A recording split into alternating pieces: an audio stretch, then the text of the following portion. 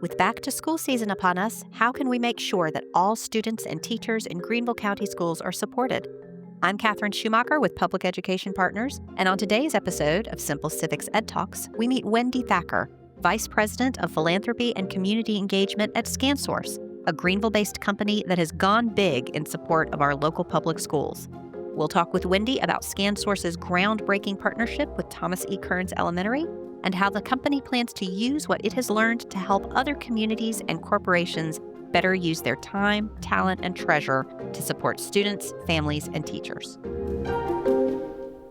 Well, I'm excited to be joined today by Wendy Thacker from ScanSource and a good friend of Public Education Partners and public education in general. And we're very excited to talk about what ScanSource is up to in the community, particularly around our public schools. So, Wendy, thank you for joining us today. Thanks for having me, Katherine. We love to talk about doing good in the community and the path that we have taken, and hopefully others will take as well. Awesome. That's great. So let's start. Why don't you tell us a little bit about ScanSource and your role with the company? Yes, so ScanSource is kind of a Greenville homegrown company, but we are across the United States, Canada, and also in Brazil, a technology distributor at its core. And my role at the company is to be responsible for our community engagement and philanthropy efforts across our footprint. So not only in Greenville, but in other areas where we have populations of people or offices. And so I've been with the company for, almost 30 years. Wow. So a long time, and very excited to have stepped into this role, which has a totally different meaning and fulfillment for the career. That's so fun. What an exciting and interesting job to have. We came together around this particular intention to really dive deep with a school in Greenville. So why don't you tell us a little bit about the spark behind that idea and behind this project that we're going to spend some time talking about today? So ScanSource has always given back to the communities in which we work and live, and that's always been in our DNA. And we've always focused, if you look back at different projects that we've done over the years, on the underrepresented child. And so as we started talking about different things that we can do, I started talking to our CEO about education and what could we do to support a whole child, and how did we go find a need that wasn't being fulfilled or met within the community. And so as we started to look at that, we quickly settled on, let's go look at a school. Let's go look at the west side of town, because we didn't believe that those resources were funneling that way. Let's look for opportunities where we can not only use our resources, but we can use the time and talents of our employees. And so it was interesting how it came to be. You were one of my first calls and meetings after talking to Katie Smith from Greater Good and said, hey, who do I need to know? And I ended up knowing you. And I feel like between the partnership with PEP and then hooking us up with the school district very quickly to really identify what school needs the help, what school is accepting of the help, and where can we make the greatest impact. And so being able to go through that process and identify Thomas E. Kerns Elementary was really special to watch. And then meeting with that principal and helping her understand what we wanted to accomplish and what we wanted to help her accomplish with her staff, students, and families. This idea of the kind of how the partnership happened and the different stages, it's such a testament to the way Greenville can work well when it works, right? You reached out to Katie Smith, Greater Good Greenville, and Katie said, well, you need to talk to, Katherine Schumacher over at PEP because they can help. And then I said, well, you need to talk to Ann Lee Buck at Greenville County Schools. And so it was that idea of everybody bringing their sort of knowledge of the system to play. And I will always remember that first meeting at Thomas E. Kerns.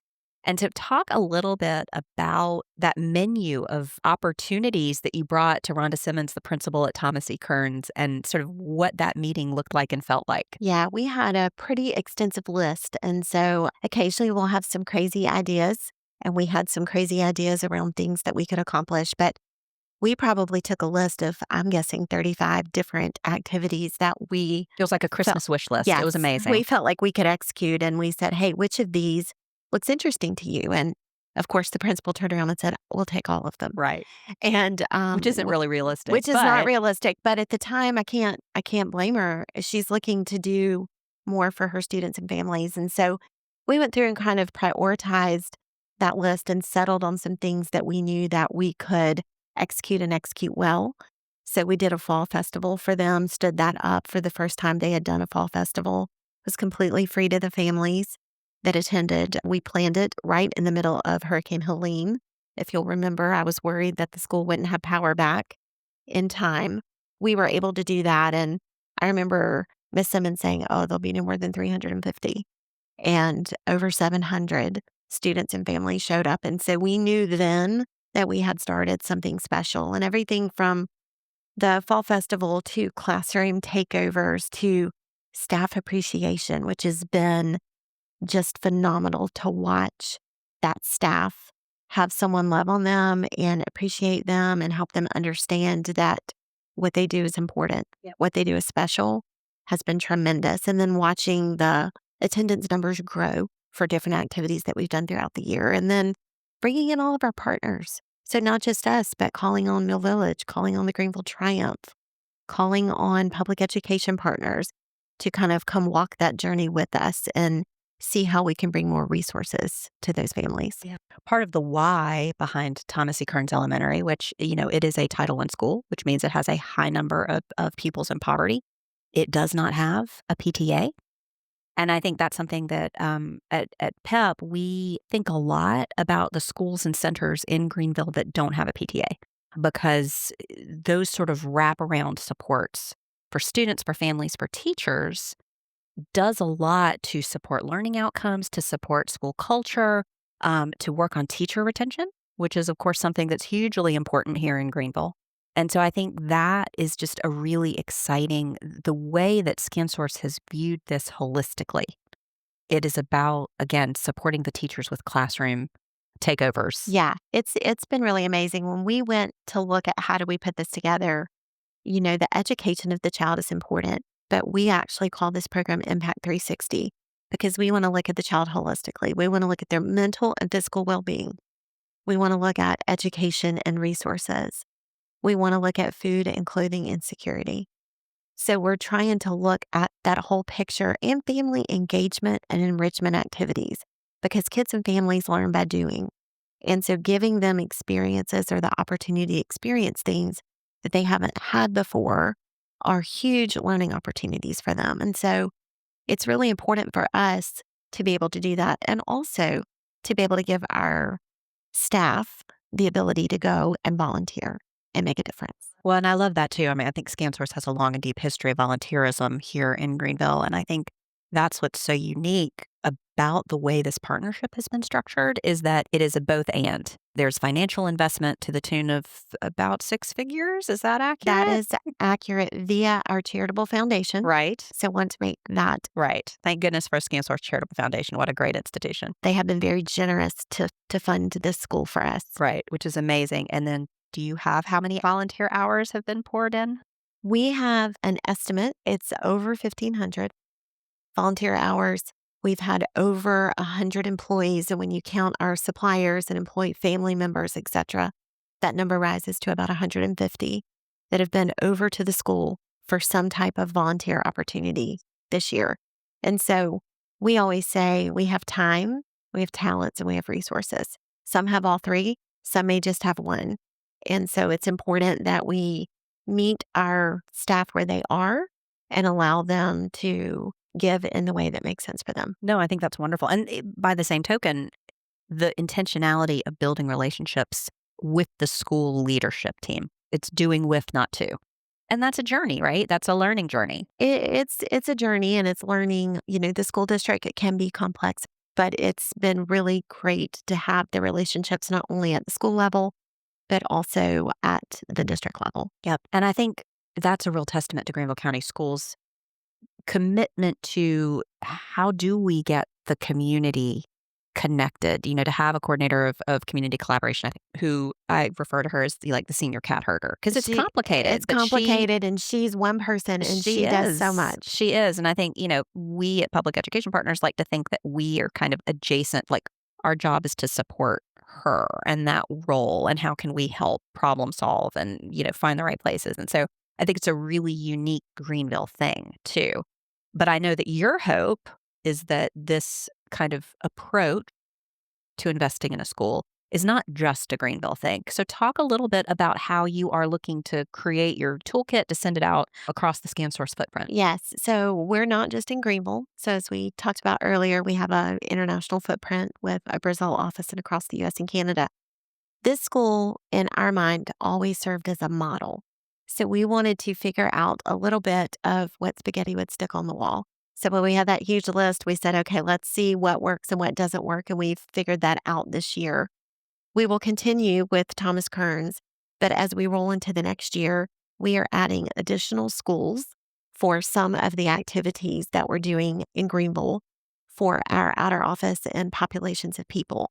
Another thing that we're doing is we are creating and writing a community playbook, which is a really unique type thing in this space. It's very common in the technology space. You get playbooks for how to sell different products or different solutions. And so this playbook is going to be all encompassing. It's going to talk about how do you work with the district? How do you use data to identify a school? So is it pupils in poverty? Is it the title status that they have? Is it proximity to your office or your workers? And so how to use that data to really define how to have the initial meeting, what an activity map should look like, what are your cadence to meet with stakeholders, and then it's going to be full of project plans, for lack of a better word. So for this fall festival, for example, we will have a budget in there. We will have a supply list. We'll have a volunteer list. We will have recommended food to serve, recommended decor. If you decide that you want to get involved with the school in your area, whether it's in Greenville or abroad, you could potentially use this book as a guide to help you create that impact. And we're excited to share this guide with our partners in September at an upcoming conference. So exciting. I mean, it's like it can be plug and play if you can, and it can be scaled. Yes. It doesn't have to be the size of what you all are doing at Thomas E. Kearns, obviously, which is extraordinary, but it all helps. It all helps. And it could be as simple as you and your company are going to go in and do 2 reading nights at the school and provide dinner and provide some read aloud things where you can model how to read that book aloud to your children and point different things out. Or it could be that you're doing 3 staff appreciation events. And Catherine, it doesn't have to be grandiose. It can be as simple as rolling a cart with a cooler of Cokes and Diet Cokes and some candy bars. Right. And it is so appreciated just to have a break. And so I think people think it has to be this big project to bite off and chew. It doesn't. You can still make an impact in small ways. So exciting. I love the generosity of creating that playbook. What advice would you give companies that have the resources to do something like this? And a lot of them do. Yeah, a lot of companies have resources. I think one of the things that we've been able to do and do well, number one, is have focus. So you can't be everything to everybody. And so focus in on where you know you can create the impact and look for where there's a need that's not being fulfilled. And so I think that's the easy thing to look at is to have some focus and really kind of find that space where no one else is working within. And then my second thing is just start writing it down on paper and socialize it with your company. Most individuals are looking for ways to give back, but they don't know where to get started, or a company knows that they need to go and do something, but they're unsure how to take that first step. So you've just got to reach out and take it. I mean, this school idea was something that I socialized with the CEO back in January the year prior. And so I think if you can just take that one step, you can do it. If you're in Greenville, you want to talk, I'm more than happy. I've already talked to a couple of companies that are interested in doing something similar.